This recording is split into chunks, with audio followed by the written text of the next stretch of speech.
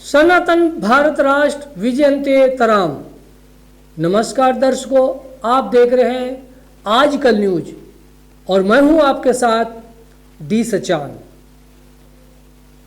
कुछ पश्चिमी देश भारत की बढ़ती अर्थव्यवस्था से चिंतित हैं और भारत को किसी न किसी तरह से कमज़ोर करना चाहते हैं, जिसका एक जीता जागता उदाहरण अमेरिकी बिलियनियर यानी जॉर्ज सोरोस के बयान में दिखाई देता है, जो आप इस वीडियो में सुन रहे हैं। Modi and business tycoon Adani are close allies.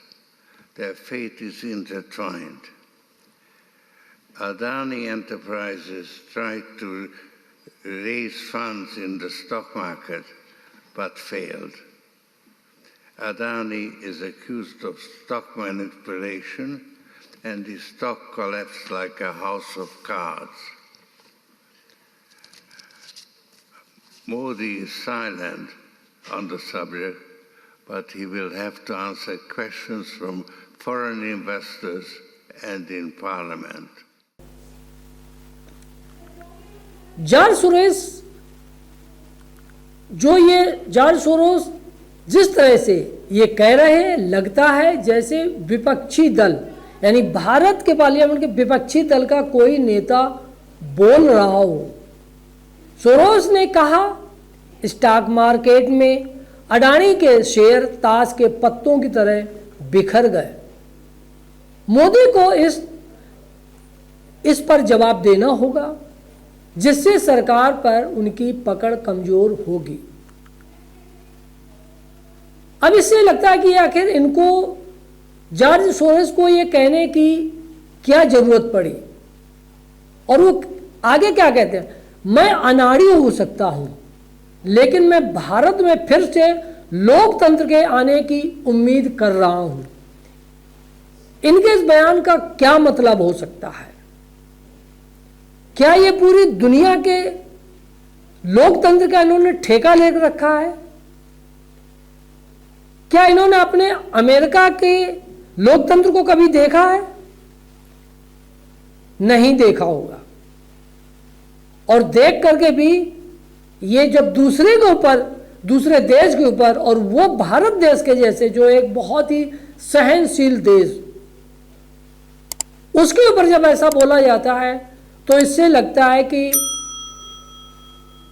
Adani तो एक बहाना है और देश की अर्थव्यवस्था को बिगाड़ना है। ऐसा नहीं है कि पश्चिमी देश ही भारत की सामाजिक और आर्थिक विकास से चिंतित हैं, वरन भारत के कुछ राजनीतिक दल अमेरिकी फॉरेंसिक फाइनेंशियल कंपनी हिंडनबर्ग और अब जॉर्ज सोरोस के समर्थन में खड़ी है। अडानी को लेकर सरकार पर अनावश्यक दबाव बना रही है। आखिर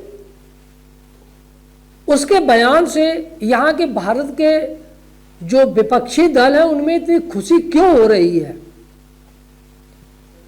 क्या वो नहीं समझते हैं कि भारत का लोकतंत्र कितना मजबूत है? लेकिन इसके बाद भी अगर इस तरह से एक बाहर का उद्योगपति जो अपने धन के प्रभाव से भारत के लोगों को प्रभावित कर रहा है, तो फिर इसके दूरगामी परिणाम कुछ और होंगे। यहाँ पर भारत सरकार को और भारत की कानून व्यवस्था को समझना होगा। यहाँ एक और बिंदु पर मैं कहना चाहूँगा कि अगर यहाँ की कानून व्यवस्था और यहाँ का न्याय तंत्र में ऐसे अगर कुछ कानून होते तो शायद ये बाहर के जो उद्योगपति हो या कोई और हो, इस तरह से बयान शायद वो सोच समझ कर देते और शायद नहीं भी देते। चलिए हम आगे फिर कुछ लेकर आते हैं और देखते रहिए आजकल न्यूज। धन्यवाद।